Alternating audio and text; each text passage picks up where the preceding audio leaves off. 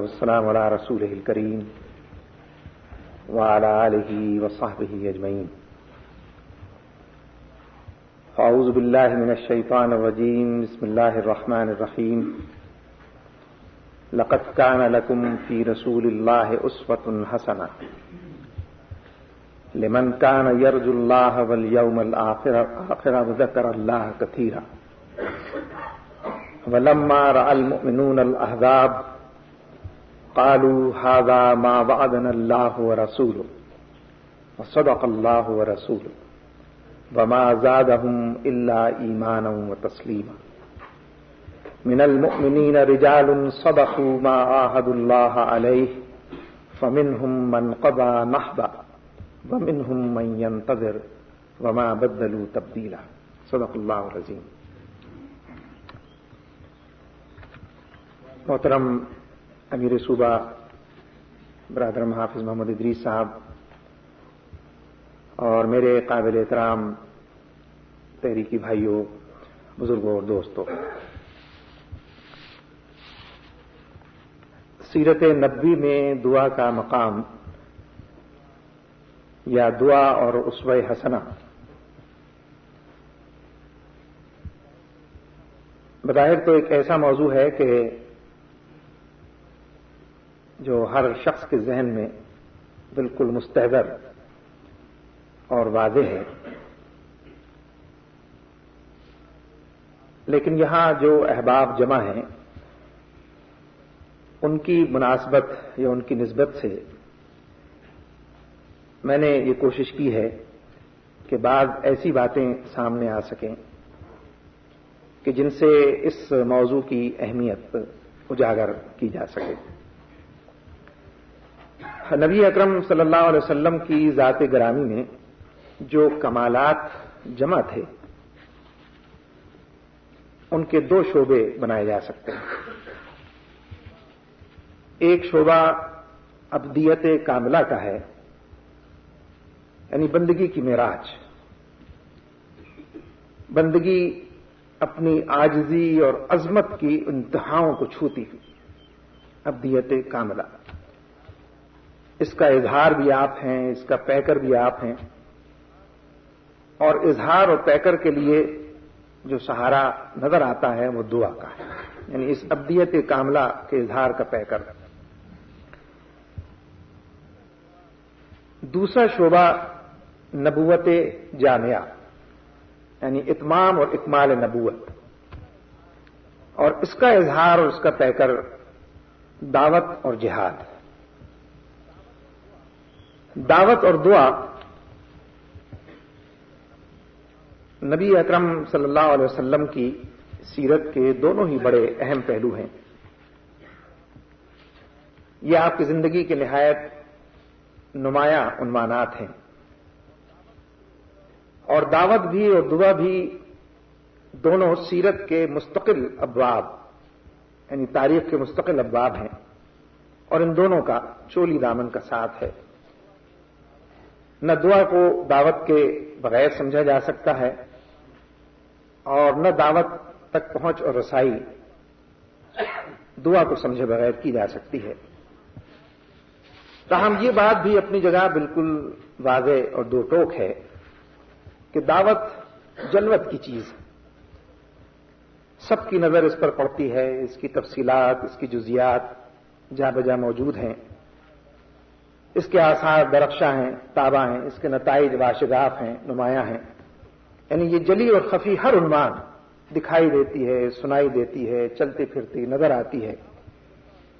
اس دعوت کی جلوہ افروزیاں ایک عالم کو اپنے اوپر گواہ بناتی ہیں، شاہد بناتی ہیں، تاکہ یہ دعوت تحریک بن جاتی ہے، انقلاب قرار پاتی ہے، بالآخر چلتا پھرتا معاشرہ ہو جاتی ہے، اور پھر ریاست کا روپ اور شکل اختیار کر کے نظام بن جاتی ہے، تمکن اور اقتدار تک پہنچ جاتی ہے.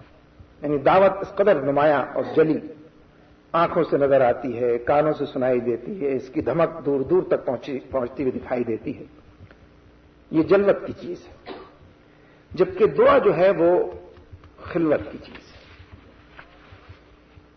اور حالانکہ جیسا کہ میں نے عرض کیا کہ خود دعوت کی اثر پذیری میں بھی دعا کا بڑا اہم مقام ہے. دعوت کی وسعت میں، دعوت کے پھیلاؤ میں، اس کی تسخیر میں اس کا بڑا حصہ ہے. گراں قدر اس کا رول بڑا انمول ہے دعا کا، اور سیرت نبوی میں اس کی حیثیت اور اس کا مرتبہ فیصلہ کن حیثیت اور مرتبہ رکھتا ہے. لیکن میں اس وقت صرف دعا ہی کے حوالے سے چند باتیں عرض کروں گا. نبی اکرم صلی اللہ علیہ وسلم کی بعثت کے وقت انسان اپنے رب کے بارے میں اس درجہ جہالت میں ڈوبا ہوا تھا، اس طرح غفلتوں کا شکار تھا اور یوں غلط فہمیوں کا اسیر تھا کہ اس کے اپنے اندر نہ دعا کی کوئی طلب تھی، نہ فطری جذبہ اور خواہش تھا، نہ اس کے دل کا کوئی تقاضا اور مطالبہ تھا کہ وہ اپنے رب سے جڑے، اس سے مانگے، اس سے طلب کرے، کوئی عنوان زندگی بندگی کا راستہ تلاش کرے. یعنی یوں کہیے کہ گویا دعا کا سرچشمہ اس جہالت، اس کے گھٹا ٹوپ اندھیروں کی وجہ سے اندر ہی اندر خشک ہو گیا تھا، اور بندے اور رب کا رشتہ اس طرح ٹوٹ گیا تھا، مزمحل ہو گیا تھا کہ یوں محسوس ہوتا تھا کہ جیسے کوئی تنا ہے بغیر جڑ کے، بغیر بنیاد کے کوئی عمارت ہے. جبکہ دعا کے لیے یہ بات بالکل ناگزیر ہے اور لازمی شرط ہے کہ اس ہستی کے بارے میں یقین کامل موجود ہو جس سے دعا کی جا رہی ہے. یہ یقین کہ وہ ہر چیز پر قادر ہے، اسے مکمل اختیار ہے، یہ یقین کہ اس کے خزانے بے بہا ہیں، اس کی رحمتیں بے پایا ہیں، اور یہ یقین کہ اس کی مغفرتیں زمین و آسمان کو محیط ہیں، آسمان کی پہنائیوں تک اور زمین کی گہرائیوں تک اتری ہوئی ہیں. یہ یقین کامل ناگزیر ہے، ضروری ہے، یعنی جس سے مانگنا ہے، جس سے طلب کرنا ہے. یہ یقین کہ اس کے در کے سوا کوئی اور در نہیں ہے جس کا سوالی بنا جائے، کوئی چوکھٹ نہیں ہے جس پر سجدہ ریز ہوا جائے، اور یہ یقین کہ وہ تو خود ہی دینا چاہتا ہے، کوئی لے کر اتنا خوش نہیں ہوتا جتنا وہ دے کر خوش ہوتا ہے. یہ یقین، اور یہ یقین کہ وہ محبت اور شفقت اور رحمت اور رافت اور بخشش اور مغفرت اور عطا اور انعام، جتنے عنوان درگزر اور احسان، یہ سب اس کی خاص صفات، یہی اس کی پہچان شناخت ہے. پھر اس یقین کامل کی ضرورت کہ بندہ محتاج محض ہے، مجسم سوال، سراپا کشکول گدائی، اس کی بے بذاتی، اس کی عاجزی، اس کی درماندگی، اس کا ذوف اور اس کی فروتنی، یہ بالکل آشکار، دو ٹوک نمایاں، اس میں کوئی کلام، اس میں کوئی دقیقہ فروگداج کرنے والی چیز نہیں.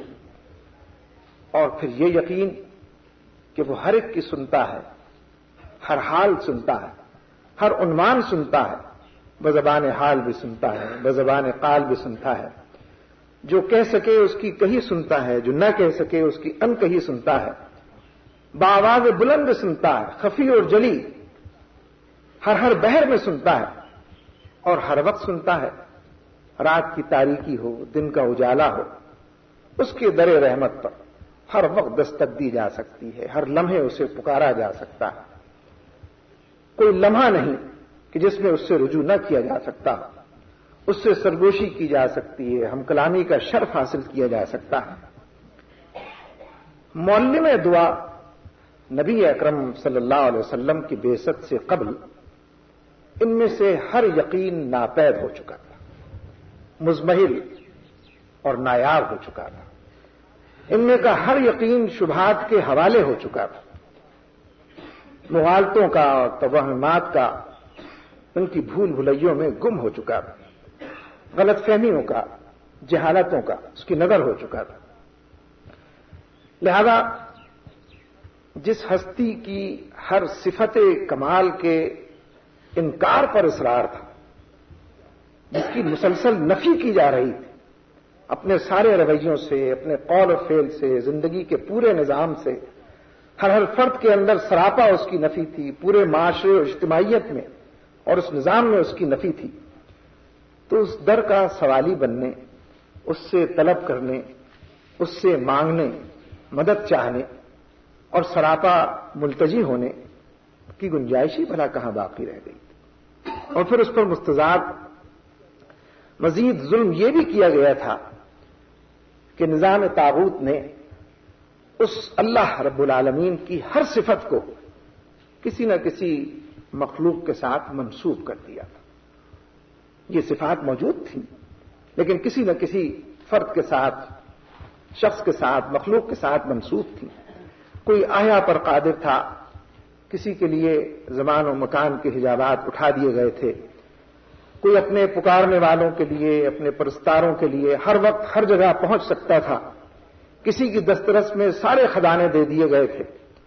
اور یہ مقامی الہ، ہر جگہ پر جو مقامی الہ، یہ نظر کے سامنے تھے، دسترس کے اندر تھے، جبکہ حقیقی الہ نظروں سے اوجھل دور، بہت دور کہیں جا بسا تھا اور دور دور تک جس کا نام و نشان ڈھونڈے بھی نہیں ملتا تھا. بالفاظ دیگر دعا اور التجا کا دروازہ نہ صرف یہ کہ بند کر دیا گیا تھا بلکہ اس اصل مالک کی طرف سے رخ موڑ کر ان لوگوں کے سپرد کر دیا گیا تھا کہ جو خود اپنی ذات کے اندر ضعیف بھی تھے اور ناتواں بھی تھے اور بظاہر لوگوں کے نزدیک ملجا اور ماوا بھی تھے.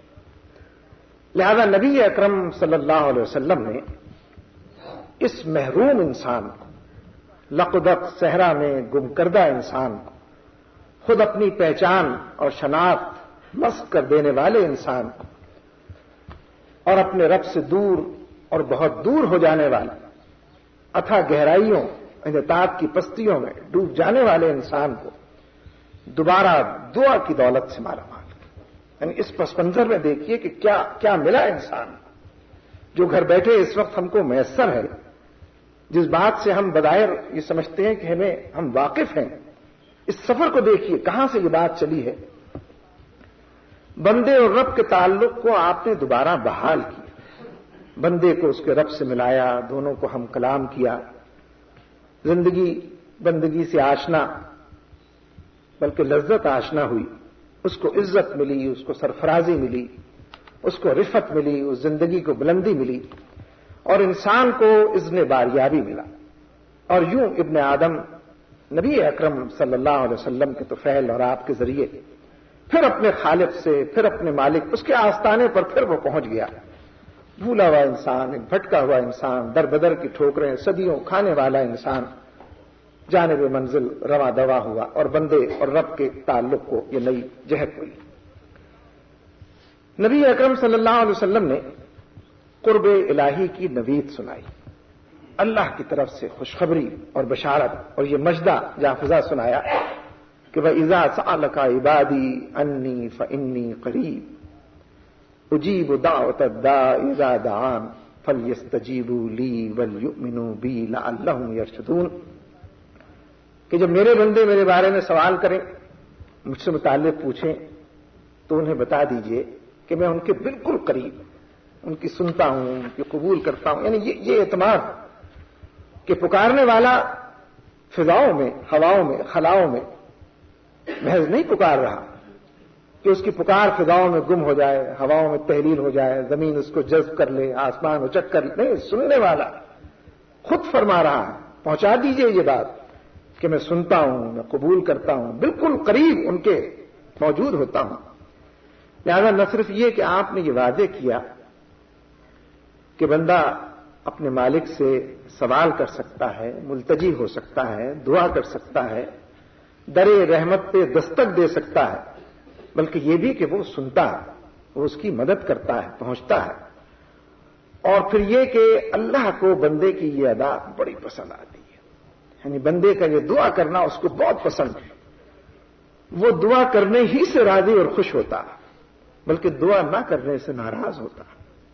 یہ بندگی کا نہایت واضح اور مؤثر مظاہرہ کہ عدم دعا کے نتیجے میں گویا بندگی سے گریز کی کیفیت وقال ربكم ادعوني استجب لكم ان الذين يستكبرون عن عبادتي سيدخلون جہنم داخرین، کہ رب تو یہ کہتا ہے کہ مجھے پکارو، میں تمہاری پکار کو، تمہاری دعاؤں کو قبول کروں گا، اور اس کے آگے کہ میری بندگی سے جو لوگ منہ موڑتے ہیں، جو لوگ ایسا نہیں کرتے، گویا وہی سرکشی کرنے والے اور ذلیل ہو کر جہنم میں داخل ہونے والے ہیں۔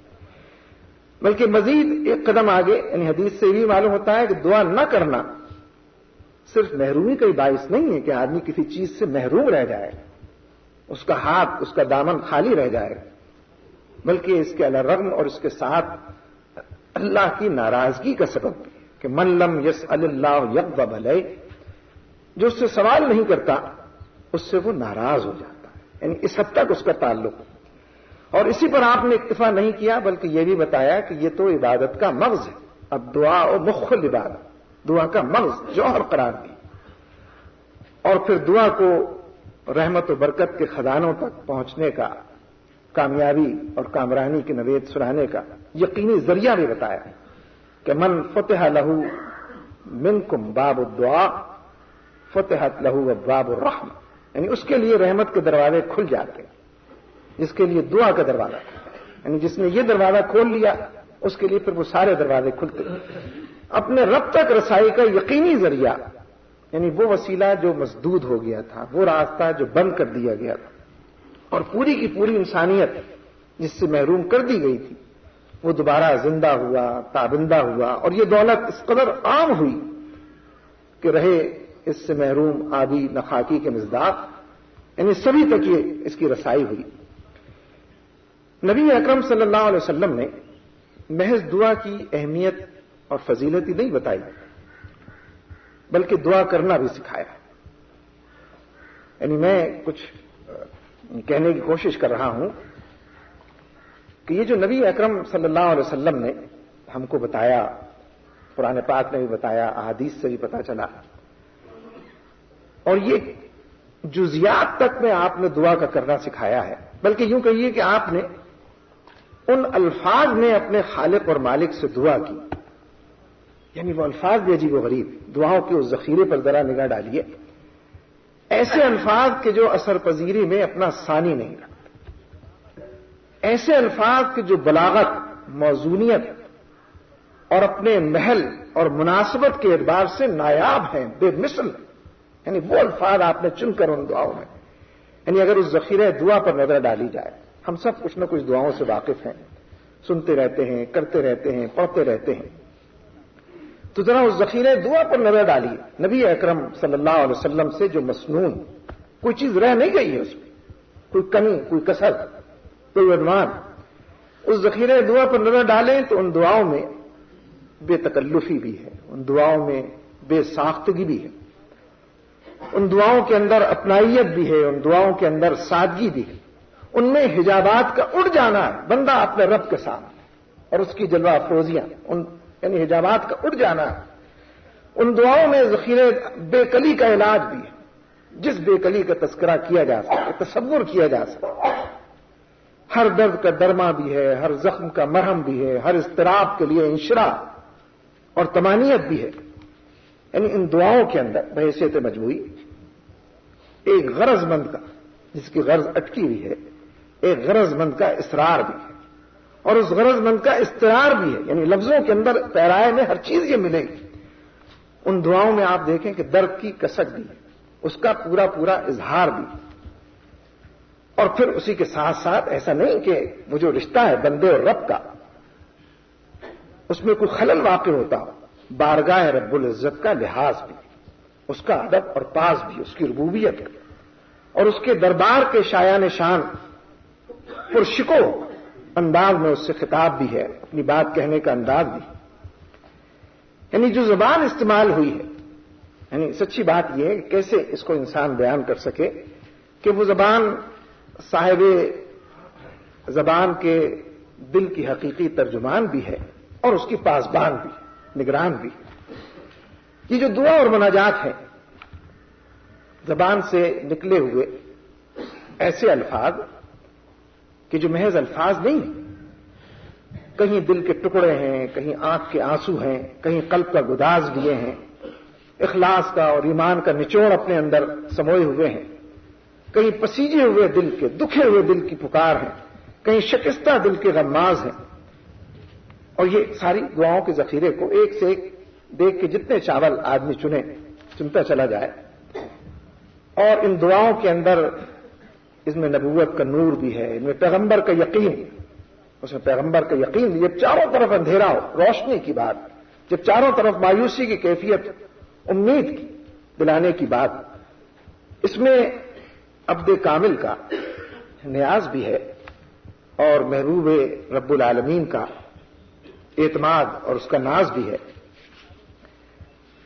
اگر ایک دو مثالوں سے میں اپنی بات کہنے کی کوشش کروں، طائفی کی دعا کو لے لیجیے. ذہن میں تو بات آتی ہے نا، وہ پس منظر پورا سامنے ہے، اس لیے کہ دعا تو دعوت سے منسلک ہے، جدوجہد کے ساتھ ملی ہوئی اور جڑی ہوئی ہے. اور جو جدوجہد کو سامنے رکھ سکے اور اس دعوت اور اس کے لیے کی جانے والی سعی اور کاوش کو مد نظر رکھ سکے، اس حوالے سے وہ دعا کی بھی قدر و قیمت کا احساس کر سکے. یعنی طائف کی اس دعا کے اندر بے بسی بھی ہے، بے چارگی بھی ہے، عجز و درماندگی بھی ہے، ضعف اور فقر اور احتیاج بیان کرنے کے لیے جو کچھ کہا جا سکتا ہے وہ سب اس میں موجود ہے. اور دریائے رحمت کو جوش دلانے کے لیے، اس میں تلاطم پیدا کرنے، اس میں مد و جزر اٹھانے کے لیے، اس کو طوفان بنانے کے لیے بڑی مؤثر اور دلاویز، یعنی پوری دعا پڑھتے چلے جائیے. یعنی ذرا اس سفر طائف کا نقشہ تو اپنے سامنے لائیے اور اس مسافر طائف کے شکستہ دل کی، ہاں چاہیں تو صرف شکستہ دل ہی کی بات کیجیے، اور اگر دیکھ سکیں ماضی کے جھروکوں میں جھانک کر کوئی تاریخ سے رشتہ، تاریخ کیا ہوتا ہے، ایمان کے حوالے سے کوئی رشتہ جوڑ کر، یعنی ذرا خون میں لت پت ان پیروں پر تو نگاہیں مرکوز کیجیے. درخت کے نیچے سستانے کے لیے بیٹھے، بڑی امید کے ساتھ آئے تھے کہ یہ اہل مکہ تو مانتے نہیں، سنی انسنی کیے دیتے ہیں، طائف کے لوگ مانیں گے، اس دعوت کو قبول کریں گے، دل میں اس کو جگہ دیں گے. اور کیا عجب کہ کوئی ریاست، یہ دعوت ریاست بن جائے، کوئی سرزمین، کوئی ٹکڑا نصیب ہو جائے. طائف، کیا عجب کہ اس کی ابتدا یہیں سے، ان امیدوں کے ساتھ آئے تھے. در در پہ دستک دیتے ہیں، ہر گھر کا دروازہ کھٹکھٹاتے ہیں، ہر فرد جو نظر آتا ہے بڑا اور چھوٹا، پیغام نامہ پیامہ آپ فرماتے ہیں. کوئی نہیں جو مان کر دینے والا، قبول کرنے والا، تصدیق کرنے والا، آمنا اور صدقنا کہنے والا، اس پکار کو دل میں جگہ دینے، نہیں کوئی بھی تو نہیں. ذرا دیکھیں تو صحیح، یہ تو ایمان کا حصہ ہے. ذرا پیچھے کی طرف لوٹ کے، اور اسی پر بس نہیں ہوا ہے کہ ایک انکار کر دیتے ہو، خالی ہاتھ لوٹا دیتے، بلکہ پھر آپ جب لوٹے ہیں تو گلی کے بچے ہیں، لچے لفنگے ہیں، پتھروں کی یورش ہے، بارش ہے، بچے پتھر مارتے جاتے ہیں جس میں اتھر سے خون بہ رہا ہے، نالین مبارک خون میں لتھڑے ہوئے، پیر اس میں جمے ہوئے. اس حال میں آپ بیٹھے. پھر جب آپ درخت کے نیچے سستانے کو پہنچتے ہیں تو مسئلہ تو ذرا سا کچھ آگے بڑھ جاتا ہے کہ جبریل امین آتے ہیں کہ آج پروردگار عالم بڑا غضبناک ہے. اور کیوں نہ غضبناک ہو کہ اس کا محبوب ترین بندہ آیا گیا، آج وہ بڑا غضبناک. آپ اشارہ کیجیے، یہ فرشتہ ساتھ اس بستی کو کہ جو دو پہاڑوں کے درمیان موجود ہے، ان پہاڑوں کو ملا دیا جائے، یہ بستی ریزہ ریزہ ہو جائے، خاک و خون ہو جائے، عبرت کا نشان ہو جائے. تاریخ کے اندر خود اپنی مثال آپ تباہی اور بربادی کی مثال ہو جائے.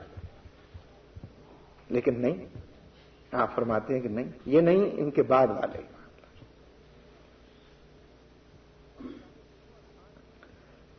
اور بظاہر یہ وہ الفاظ ہیں کہ جو، یعنی یہ الفاظ ہی بس زبان مبارک سے نکلے، اور پھر وہ دعا، پھر وہ کیفی، پھر رشتہ بندے اور رب کا وہ تو یوں بھی جڑا ہی رہتا ہے، لیکن پھر الفاظ کا پیرایا اختیار کرتا ہے. اپنی کمزوری کی، بے سر و سامانی کی، لوگوں کے تحقیر آمیز سلوک کی، میں تجھ سے فریاد کرتا ہوں۔ یعنی جو تو سب پر رحم کرنے والوں سے زیادہ رحم کرنے والا رب المستضعفین ہے اور میرا مالک بھی تو ہی ہے، مجھے کس کے سپرد کرتا ہے، تو کس کے حوالے کرتا ہے، جو مجھے پہچانتے نہیں، جو مجھے جانتے نہیں، جو نام اور شناخت اس سے دور، بہت دور کہیں اپنی بستی بسائے ہوئے ہیں، لیکن پھر بات اپنی ختم اسی پر کرتے ہیں کہ اگر تیرا غضب مجھ پر نہیں، اگر تو راضی ہے تو بس میں راضی ہوں، میرا رب راضی ہے تو پھر سارا جگ راضی ہے۔ تو میں عرض کر رہا تھا نا کہ اس کی عظمتوں کی بریائی اس کا ادراک ہے، اس کی عظمتوں کی بریائی اس کا اعتراف، اپنی ناتوانی کا، اپنی بے نوائی کا، اپنی بے بذاتی کا، اپنے ضعف اور کمزوری کا، اپنی شکستگی کا، اپنی غربت اور اپنی مظلومیت، اس کی عکاسی بھی پوری ہو رہی ہے اور اس کی عظمت کے گن بھی گا رہے ہیں، اس کی بڑائی جو اس کا مقام ہے اس کا بھی اظہار اعتراف فرما رہے ہیں، اس کی عکاس ہے یہ، یعنی جس کے باب رحمت پر دستک دی جا رہی ہے، جس کی رحمت کو جوش دلانے کی کوشش، جس کے دریائے رحمت میں تلاطم پیدا کرنے کی کوشش کی جائے، سب کچھ موجود ہے۔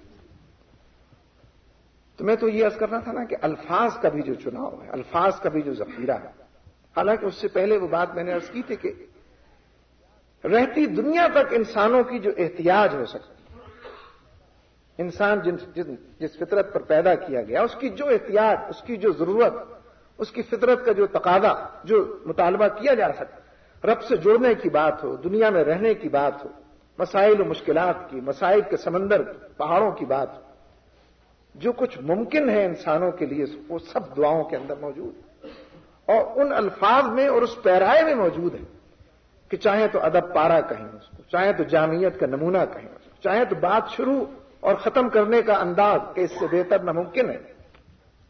اس لیے اگر کسی پر کوئی ایسا وقت آئے اور دل کی کیفیت بھی کچھ ترجمانی کر رہی ہو تو کیا اس سے بہتر الفاظ ممکن ہے اور اس سے مؤثر پیرائے بیان ممکن ہے کہ جس میں دل کی بھی ترجمانی ہو اور جذبات کی بھی ترجمانی، اور وہ احتیاط اور وہ ادب اور پاس جو اپنے رب کا اور اس کی بندگی کرتے ہوئے اس کی عظمت کا جو اعتراف ہونا وہ بھی اس کے اندر موجود ہو۔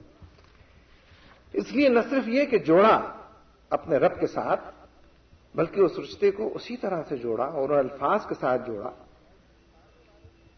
کہ جو اس کی کبریائی کو پکارنے والے بھی ہوں اور اپنی درماندگی کا احساس دلانے والے۔ تو میں یہ عرض کر رہا تھا کہ انسانی ضروریات کا سلسلہ لامتناہی، یعنی میں اور آپ اکیلے اکیلے بیٹھ جائیں کبھی اپنی ضروریات کی فہرست بنانے کے لیے، ان کا سمیٹنا ناممکن ہے۔ میرے کیا مسائل ہیں، کیا احتیاج ہے، کیا ضروریات ہیں، ان کو ترتیب دینا، اس میں ترجیح قائم کرنا مشکل، ان کا خلاصہ کیا ہو، ان کا نچوڑ کیا ہو، کوئی عطر پیش کرنا ہو، کوئی ایک بات کہنی ہو، بتاؤ فوراً قبول کی جائے گی، وہ ایک بات کہنا مشکل، الفاظ نہیں ملتے ہیں، بات نہیں سمجھ میں آتی، کون سی ضرورت انسان بیان کرے، کس کو روکے، کس کو آگے بڑھائے، یعنی اپنے پر بھی قیاس کر کے آدمی اس بات کو سمجھ سکتا ہے، اور اپنے رب سے واقعی عرض مدعا کا موقع آ ہی جائے تو بندہ کیا کرے، ویسے تو رب ہر وقت ہر جگہ موجود ہے، لیکن کبھی یہ احساس شدت کے ساتھ دلا دیا جائے کہ یہ اس وقت یہاں موجود، کہو کیا کہنا چاہتے ہو۔ نبی صلی اللہ علیہ وسلم نے ہر امتی کی ہمیشہ کے لیے نمائندگی کی، بھرپور اور جامع نمائندگی، قیامت تک کے لیے انسانوں کی نیابت مکمل طور پر آپ نے فرمایا، یعنی کس کس طرح اس عنوان کو سمیٹا جائے، لا الہ الا اللہ الحلیم الکریم، سبحان اللہ رب العرش العظیم، والحمد للہ رب العالمین، اسألک موجبات رحمتک، میں تجھ سے وہ اعمال اور فضائل مانگتا ہوں جو تیری رحمت کو واجب کرنے والے ہیں۔ اس سے مختصر، اس سے جامع، محیط ہر چیز پر کوئی بات ہو سکتی؟ وہ اعمال و فضائل تیری رحمت کو واجب کرنا، اس سے کوئی سمجھ میں نہیں آتا، آدمی کہے بھی تو کیسے کہے، کس عنوان اس کی تعریف، وَأَذَانِ مغفرت، اور مغفرت کے یقینی اسباب میں تجھ سے طلب کروں، مغفرت کے یقینی اسباب، وَالْغَنِیمَةَ مِنْ كُلِّ بِرٍّ، والسلامة من کل اسم. یعنی ہر نیکی کی بھرمار کہیں، ہر نیکی کی لوٹ کہیں، اور ہر معصیت سے حفاظت. یعنی کس طرح پوری امت کے لیے مانگ لیا آپ. یہ تعلیم بھی تو ہے اس کے اندر، اس میں تلقین بھی تو ہے. نہیں کہہ سکتے، کہنے کا پیرایا بھی تو انہوں نے. نہیں مانگ سکتے، مانگنے کا طریقہ بھی ہے اس کے اندر. اور نہیں جانتے کہ تم کیا مانگنا چاہتے ہو، تمہیں یہ مانگنا چاہیے لا تدع لی ذنبا الا غفرتہ. کوئی گناہ نہ چھوڑ جسے تو بخش نہ دے. ولا ہما الا فرجتہ. کوئی ایسی تشویش جسے تو دور نہ کر. کوئی پریشانی، کوئی تشویش، کوئی خدشہ، کوئی گلا جو انسان، کوئی کھٹکا جو اسے ہو سکتا. ولا ہما الا فرجتہ ولا حاجۃ ہی لک الا قضیتہ یا ارحم الراحمین. نہ کوئی ایسی ضرورت جسے تو پورا نہ فرما. کس قدر جامعیت ہے اور ضرورتوں کا کس قدر احاطہ ہے اس کے اندر. انسان کو جو کچھ میسر آ سکتا ہے آنا چاہیے. اے ارحم الراحمین. تو میں نے تو عرض کیا نا کہ دیکھ کے ایک دو چاولوئی کی بات ہے جو مجموعہ دعا ہے، جو ذخیرہ ہے دعا کا. اب انسانوں کا معاملہ کیا ہے؟ ہم سب بیٹھے ہیں نا یہاں اپنی اپنی ذات کے اندر. ہم اپنی اپنی جگہ بڑے اہم ذمہ دار دینی تحریک کے. لیکن ایک عجیب و غریب بات ہے، میں اوروں سے نہیں کہہ رہا، میں تو اپنے آپ سے بات کر رہا ہوں نا، کہ انسان دوسروں کو چھوٹا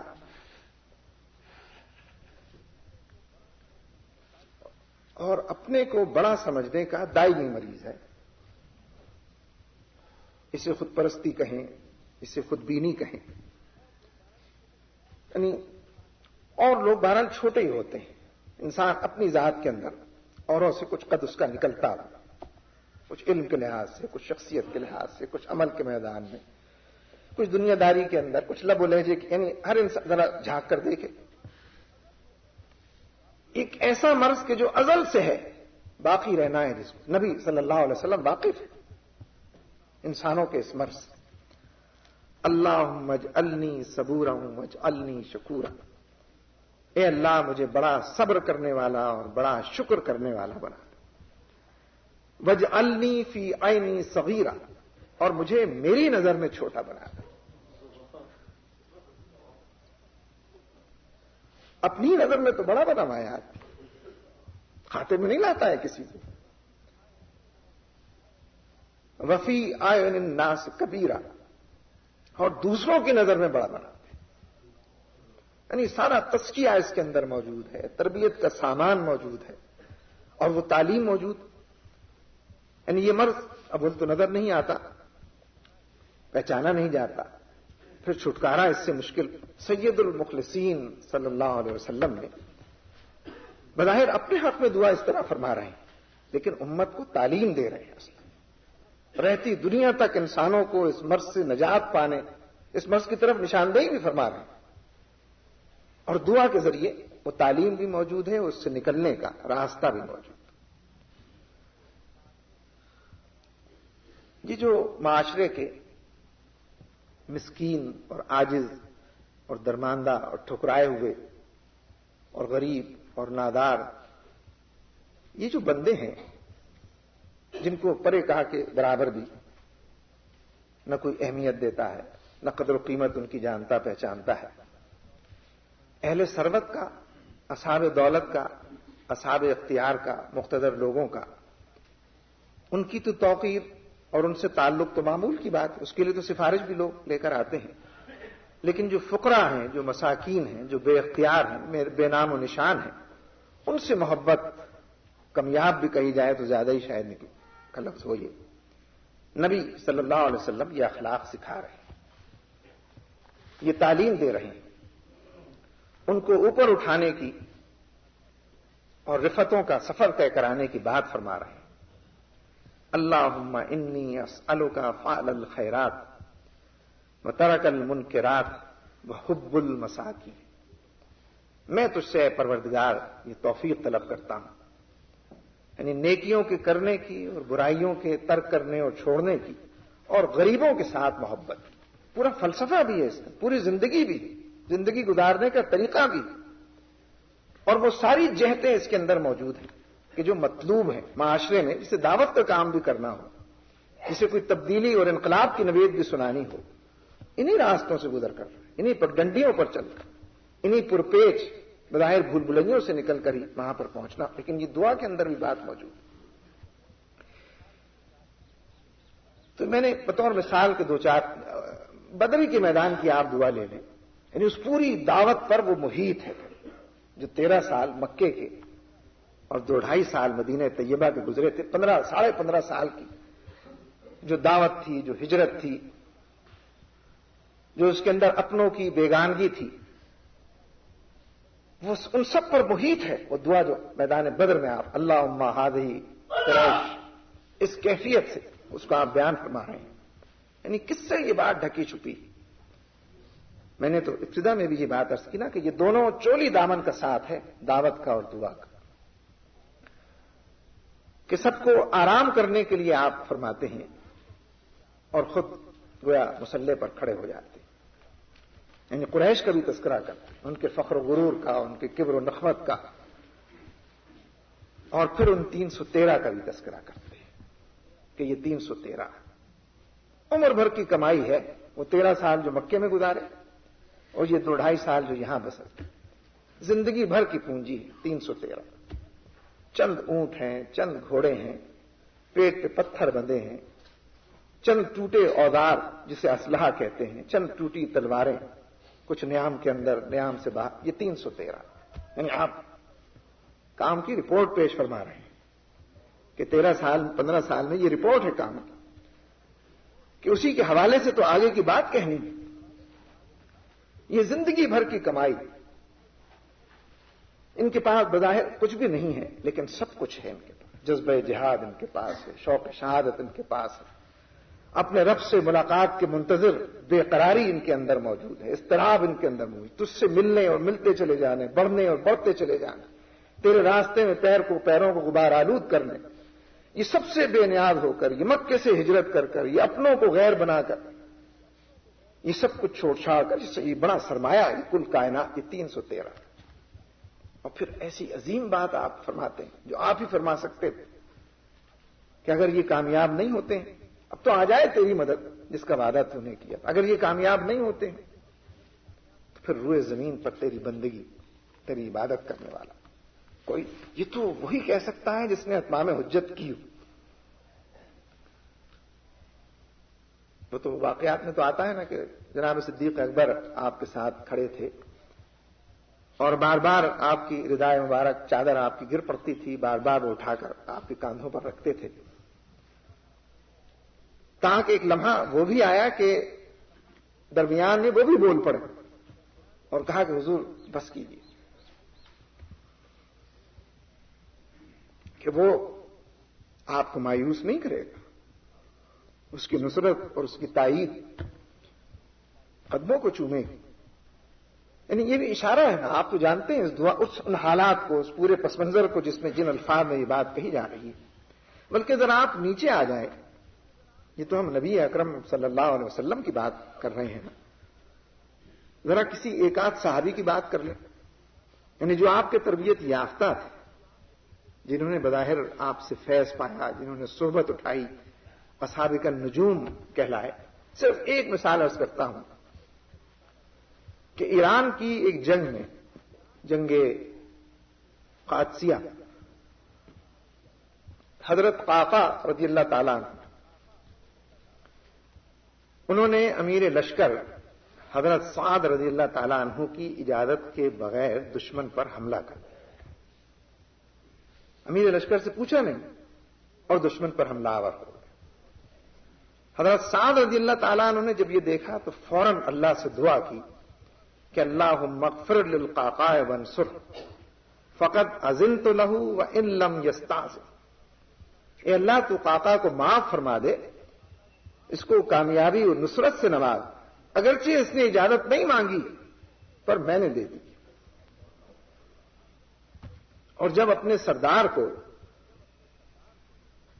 دیکھ کر ان کا پورا قبیلہ بھی اس حملے کے اندر بغیر اجازت کے شریک ہو گیا، اور حضرت سعد نے دیکھا کہ یہ تو پورا لشکر اس طرف چل پڑا، تو پھر دعا کی کہ اللہم اغفر لہم وانصرہم فقط اذنت لہم وان لم یستاذنوا، اے اللہ انہیں معاف کر دے، انہیں نصرت سے نواز دے، اگرچہ انہوں نے اجازت نہیں مانگی پر میں نے اجازت دے دی۔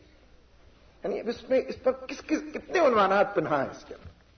ہم تو بظاہر ایک محدود دائرے میں دعا پر ہی بات کر رہے ہیں، لیکن اس کے اندر تو یہ عنوان بھی، یہاں تو ذمہ داران بیٹھے ہیں، لوگوں کو ساتھ لے کر چلنے والے، جن کے جلو میں لوگ چلتے ہیں وہ بیٹھے ہیں، کہ یہ جو مغفرت کی بات ہے اور لوگوں کو معاف کرنے کی، ان کو معافی دینے کی، ان کی غلطیوں سے درگزر کی، اور بظاہر اتنی فاش غلطی، بھائی مجھ سے پوچھے بظاہر میں موجود ہوں، آپ کو مجھ سے پوچھ کر نہیں، میں نے ان کو معاف کیا، تو بھی ان کو معاف کر، اجازت نہیں، میں نے ان کو اجازت دی۔ یعنی اس کے اندر وہ وسعت ہے، وہ عالی ظرفی ہے، اسی کو قیادت کہتے ہیں۔ یہ وہ بلندیاں ہیں، یہ وہ رفتیں ہیں کہ جو پھر ذروں کو آفتاب بنایا کرتے، جو چھوٹوں کو بڑا بنا دے، جو بندوں کو رب سے ملا دے، جو منزلوں کو آسان کر دے، اور منزلوں کو مجبور کرتی ہیں کہ وہ مسافر کی طرف سفر کریں کہ یہ 1 قدم چلے تو وہ 10 قدم چل کر آئے، اس پر لے آتی۔ اس لیے میرے دوستو، یہ کوئی علمی مجلس تو ہے نہیں، یعنی میں کوئی علمی بات نہ کہنے کی قدرت رکھتا ہوں نہ وہ کہہ رہا ہوں، ہم تو دعوت کے میدان کے کارکن، یعنی یہ تشخص بار بار نگاہوں میں تازہ رہے، اوجھل نہ ہو، یعنی وہ لوگ کہ جو دعوت و تذکیر کے عنوان سجائے ہوئے ہیں، تسلیم و رضا کی تصویر بن، ہم تو وہ ایک دوسرے سے مخاطب ہیں، تبادلہ خیال کر رہے ہیں، وہ جو اس حوالے سے وقار کا اور متانت کا اور سنجیدگی کا پیکر بنے ہوئے ہیں، صبر و شکر کے کوہ گراں نظر آتے ہیں، اپنے اپنے محاذوں کے اوپر ڈٹے ہوئے، سینہ سپر، بلند آہنگ، سر سے کفن باندھے ہوئے، یہ بظاہر محاورے کی زبان استعارے کی، سر سے کفن بندھا ہی ہوتا ہے، یہ مطلب ہے کہ باندھنے سے نہیں پتہ کرتا ہے، یہ تو کرنے سے، ایک کام کو کرنے سے بندھا ہوا ہوتا ہے۔ جان ہتھیلی پر لیے، جذبہ جنوں سے سرشار، یہ جو عشق کا سودا کیے، شہادت کے لیے تیار، منزل کا رخ کیے، کشتیاں جلا کر، سب کچھ تج دے کر ان راہوں کے اوپر چلے اور کھڑے ہیں۔ یہ تو میں اپنی اور آپ کی بات کر رہا ہوں کہ پھر دعا کو اپنا ہتھیار بنائیں۔ یہ مضبوط ترین ہتھیار ہے، ہر دور کے اندر چلنے والا، باقی رہنے والا، یہ کند نہیں ہوتا ہتھیار، یہ سارے ہتھیاروں کو کند کر دینے والا ہتھیار، یہ حاوی ہے، اونٹ کو رسی سے باندھے، اسی پر پھر توکل کر، یعنی یہ جو دعا نبی صلی اللہ علیہ وسلم کے حوالے سے ہی ہے دعا، یہ پہچان بھی انہوں نے دی، یہ شناخت بھی انہوں نے دی، یہ تعلق بھی انہوں نے جوڑا، اس کی عظمت کو واشگاف کیا، اس کے ذوق کو، ناتوانی، بے بذاتی کو کھول کر رکھ دیا کہ تم کچھ ہو نہیں، جب سب کچھ نظر آتے ہو تب بھی کچھ نہیں ہوتے، جب تمہاری پشت پر پوری دنیا بھی ہوتی ہے تو بھی کچھ نہیں ہوتا، اور جب وہ پشت پر ہوتا ہے تو ساری دنیا بھی پرے کہا کے برابر اہمیت نہیں رکھتی، جوتی کی نوک پر ہوتی ہے ساری، جب وہ پشت پر ہوتا ہے۔ لہذا دعا کو اپنا ہتھیار کہ اپنے رب سے لو لگائیں، اسی سے اپنے تعلق کو بڑھائیں، اسی سے ہم کلامی کا شرف پائیں، ہر لمحے اسی کی طرف متوجہ، اسی کو پکاریں، بزبان حال بھی پکاریں، بزبان سماع و بصر، جو عنوانات ہو سکتے ہیں، یعنی اس سمیع و بصیر ذات کو بس اسی کو سنائیں۔ یہ جو گلہ ان سے ہے مجھے، یہ جو گلہ ان سے ہے مجھے، یہ گلہ بھی اسی کے سامنے کہ تیرے راستے میں مجھے ان سے کچھ تکلیف پہنچی، مجھے ان سے بھی تکلیف پہنچی، بس تو ہے نا، تیرے راستے پہنچی ہے نا، تو نے کہا تھا نا کہ ان کے ساتھ چلو، تو نے کہا تھا ان کی اطاعت کرو، بس میں کرتا ہوں، جی نہیں چاہتا کرنے، ہوتی نہیں ہے مجھ سے، کرانا بھی نہیں آتا ہے، اسی سے کہیں اگر گلہ بھی کوئی، اگر کوئی رپورٹ پیش کرنی اسی کو رپورٹ کریں، کوئی شکوہ شکایت کرنی ہے تو بھی اسی سے پیش کریں، دینے والا تو وہی ہے، اور رفع کرنے والا، کوئی کوتاہی اس سے اس سے مجھ سے آپ سے ہو رہی ہے اس کا ازالہ کرنے والا بھی وہی ہے۔ لہذا جو علیم و خبیر ہستی ہے اسی کو بتائیں، اپنا دکھڑا بھی اسی کو سنا، جو ملجا ہے، جو ماں اسی کی چوکھٹ پر سجدہ ریز ہونے کی، جو شہرک سے زیادہ، یعنی کس قدر قربت حاصل ہے، جو شہرک سے زیادہ قریب ہے، بس اسی کے ہو جائے۔ اور میں نے عرض کیا کہ میں نے کیا عرض کیا، سنی سنائی بات، یعنی وہی بات دہرائی میں نے. اندر جذبہ، اٹھ کھڑے ہونے کی کیفیت اور لڑا دے ممولے کو شہباز سے، یہ تو صرف کہنے کی باتیں، لیکن وہ کیفیت پاتا ہے. پھر اضطراب کو یقین ملتا ہے، اضمحلال کو شرح صدر ملتا ہے. اسی کے نتیجے میں بے قراری کو قرار آتا ہے. اسی کے نتیجے میں بے کیف پرکیف ہو جاتی، یاس امید میں بدل جاتی، اور بے نور اسی کے نتیجے میں نور بن جاتا. اس لیے جسے نصرت خداوندی کہتے ہیں، جسے تائید ایزدی کہتے ہیں، جسے فتح و ظفر کہتے ہیں، جسے کامیابی اور کامرانی اور قدموں کے چومنے کی بات ہم کہتے ہیں، یہ سب پھر منزلیں ہیں، اگر منزلوں کو کہا، مرحلے ہیں اگر مرحلے ان کو نام دیا جائے.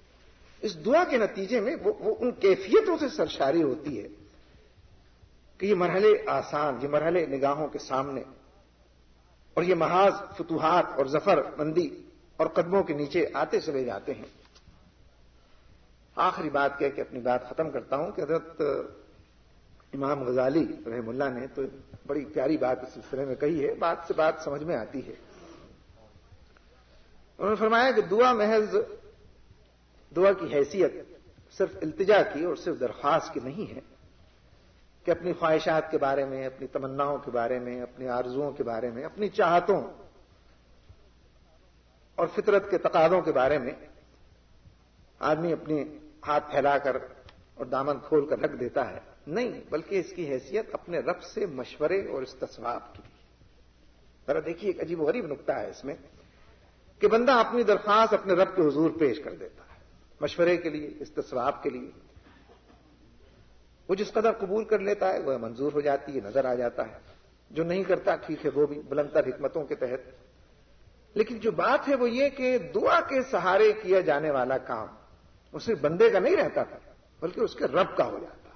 اس لیے کہ اس سے مشورہ کیا تھا، اس کی بارگاہ میں پیش کیا تھا یہ کام. لہذا اس کی حیثیت صرف کسی التجا کی، کسی خواہش کی، کسی تمنا ہی کی نہیں. لہذا اس کے فیصلے پر پھر انسان مطمئن بھی ہو جاتا. تو میرے دوستو، عزیزو، میرے بزرگوں، جس محاذ پر ہم کھڑے ہیں، جس مقام پر اس وقت نظر آتے ہیں، جس مرحلے میں ہم داخل ہیں بحیثیت تحریک کے کارکن کی، اس کا تناظر مختلف اور جدا بھی ہو سکتا ہے. میں ادھر سے بیٹھ کر دیکھتا ہوں، مجھے ویسا نظر آتا ہے. آپ ادھر سے بیٹھ کر دیکھتے ہیں، آپ کو دونوں اپنی اپنی جگہ درست دیکھ رہے ہوتے ہیں. اور اپنے اطراف میں جو دنیا ہم نے بسائی ہوئی ہے، جہاں پیر ہمارے گڑے ہوئے ہیں، جہاں ہمارے جذبات کی دنیا ہے، ہمارے بچوں اور اولاد کی دنیا ہے، ہمارے گھر بار اس کی ترجیحات کی دنیا ہے، اور کل سے بہتر آج ہو اور آج سے بہتر ہو کل اس کی مزداق دنیا ہے. یہ رنگین رنگ برنگی دنیا، یہ چاروں طرف دلوں کو لبھانے والی پرکش، اس دنیا کے اندر کھڑے ہو کر ہم تحریک اور اسلام اور دین اور اجتماعیت، بڑے سوالات ہیں اس میں، بڑے اعتراضات ہیں، بڑے عنوانات، بڑے چیلنج ہیں. اس میں آدمی سوچنا شروع کر دے پریشان ہو جاتا. ان سب کا علاج بھی دعا کے اندر. ان سارے معاملات اسی کے دربار میں پیش کیا جائے. میں نے تو عرض کیا تھا نا، یہ بھی یعنی ادھر ادھر کی بات میں نہیں کر رہا کہ مجھے تو کوئی آدمی نہیں پسند آتا. اب ہے میری کیفیت، یہ نہیں اچھا لگتا، وہ نہیں اچھا لگتا، یہ بھی برا، ان کے فیصلے غلط ہوتے ہیں، ان کے طریقے سمجھ میں نہیں آتے. اس سے کرو بات، اس سے کہا جائے اس بات، لیکن اسی سے کہا جائے. یہ بڑے راز کی بات. میں آپ کو نہیں پسند آتا، آپ مجھے پسند، ذرا دور کی بات کر رہا ہوں، لیکن یہ ذرا اس سے کہیں. پھر وہ پسند اور ناپسند بھی تو اسی کے ہاتھ میں ہے. پھر دلوں کو کھول دینا، دلوں کو واہ کر دینا، کام کی میدان کی تنگنائیوں کو ماشگاف کر دینا، وسعت ان کو دے دینا، دور دور تک ان کو پھیلا دینا، سہولتیں جس کو لوگ کہتے ہیں. اس لیے یہ تو ایک ایسا عجیب و غریب ہتھیار ہے. جس طرح ہتھیار بھی کس کو کہتے ہیں ہم تو جانتے ہیں نا، کہ وہ 5 فٹ کا آدمی کہ جو بہت بھی لمبا تڑنگا ہو، مضبوط ہو، لئیم شہیم ہو تو کتنا ہوگا، سوچیں کتنا. لیکن ہتھیار اگر اس کے پاس ہو پھر بڑا مضبوط ہو جاتا ہے. جس کے یہاں پر کوئی ہتھیار لٹکا ہوا ہو، جس کے ہاتھ میں کوئی چیز نظر آتی ہو، تو وہ خود بھی بدبان حال کہہ رہا ہوتا ہے کہ مجھے نہ دیکھو، یہ دیکھو میرے ہاتھ میں ہے کیا، اس سے ڈرو. اور لوگ اسی سے ڈر رہے ہوتے ہیں، وہ جو اس کے ہاتھ میں ہوتا ہے. تو بندے کو تو اس پر ناز ہے کہ میں اپنے رب سے کہوں گا، میں اس سے گلہ کروں گا. تم نے میرا دل دکھایا، میں اس سے جا کے بات کروں گا. اور تم نے مجھے خوش کیا ہے تو میں تو صلہ نہیں دے سکتا، میں اس سے کہوں گا وہ تم کو صلہ دے. تم نے میرا دل خوش کیا ہے، تم نے میری لاج رکھی، تم نے بھری بزم کے اندر اس راز کی بات کو واشگاف نہیں ہونے دیا، چھپایا ہے. بس میں اپنے رب سے کہوں گا وہ تمہیں اس کا صلہ دے، تمہارے درجات کی بلندی ہو. یعنی ایسا عجیب و غریب ہتھیار ہے. وہ کبھی کبھی مثال تو ہم اپنے ذہن کی تنگنائی کی وجہ سے اپنے ذہن کو مطمئن کرنے سمجھنے کے لیے دیتے ہیں، ورنہ مثال کا اطلاق تو پورا نہیں ہوتا. کہ وہ جو چھوٹا سا بچہ گھر میں ہوتا ہے اس کو سارا ناز اپنے باپ پر ہوتا ہے. دن بھر جو لوگ اس سے جھگڑتے ہیں کہتا ہے ابا جان سے کہوں گا. دن بھر جو لوگ کہتے ہیں تمہارے پاس یہ نہیں ہے وہ نہیں، ابو سے میں فرمائش کروں گا. اور جب بالآخر اس کا باپ آتا ہے جس کی ٹانگوں سے چمٹ جاتا ہے تو سب کچھ کہتا ہے. اور کبھی کبھی یہ بھی کہہ دیتا ہے کہ وہ چاند وہ جو اوپر یہ مجھے تو یہ چاند چاہیے. یعنی اتنا ناز ہے اس کو اپنے باپ کے اوپر، اتنی بڑی ہستی وہ سمجھتا ہے اس کو، اتنا اہم ہتھیار ہے وہ اس کے لیے کہ مجھے تو یہ چاند چاہیے. اب جس کو ساری عمر خود چاند نہیں ملا ہے وہ اپنے بچے کو چاند کہاں سے لا کر دے. لیکن وہ بھی اس کے گالوں کو تھپتھپاتا ہے، اس کے لبوں کو اوپر اپنے لب رکھ دیتا ہے، اس کی پیشانی کو بوسہ دیتا ہے، اس کے پیٹ کو گدگداتا ہے اور اس کے ہاتھ میں 2 ٹافیاں دے دیتا ہے. وہ چاند سمجھ کر واپس چلا جاتا ہے. لیکن جس کے اختیار میں سب کچھ ہے، یعنی چاند ستارے تو ہیچ ہیں، ان کی کیا حیثیت ہے. اور یہ لفظوں کی تو دنیا نہیں ہے، یہ تو ایمان کی دنیا ہے کہ جس کے اختیار میں سب کچھ ہے، جس کی پوری کائنات، جس کا وہ فرما روا ہے، جو اول و آخر ہے، جو سمیع و بصیر ہے، جو علیم و خبیر ہے، جو ملجا و ماوا ہے، جس کے اشارے کے بغیر پتا بھی حرکت نہیں کرتا ہے. یہ سانس جو ابھی اندر گیا اس کے حکم کی وجہ سے اشارے، یہ جو سانس باہر آیا جب اس نے منع کر دیا پھر نہیں ہے کچھ بھی. یعنی جو اس قدر قدرت والا، تو کتنا بڑا ہتھیار ہے مومن کا کہ میں اس سے گلہ کروں گا، میں اس سے شکوہ کروں، میں اس سے نصرت مانگوں، میں اس سے تائید چاہوں گا، میں اس سے قوت، اس ضعف کو قوت میں وہ بدل دے. اس لیے وہ لوگ یعنی میرے اور آپ جیسے کہ جو اس میدان میں اور اس محاذ پر ان حیثیتوں اور شناخت کے ساتھ موجود ہیں جن کا ہم تذکرہ کارکن اور ذمہ دار اور کم ذمہ دار اور زیادہ ذمہ دار اور داعی اللہ ان عنوانات سے کرتے ہیں، اس کا تو سب کچھ یہی ہے. کچھ کیے بغیر بھی، بہت تھوڑا کیے بغیر بھی اگر وہ بہت زیادہ نظر آئے گا تو اس کے حوالے سے. بس اللہ تعالیٰ سے دعا ہے کہ وہ ہمیں اپنا بنا لے اور اپنا ہی ہمیں بنائے رکھے، اپنی بندگی کے راستے پر چلائے اور اپنے ہی سے مانگنے والا رکھے. وآخر دعوانا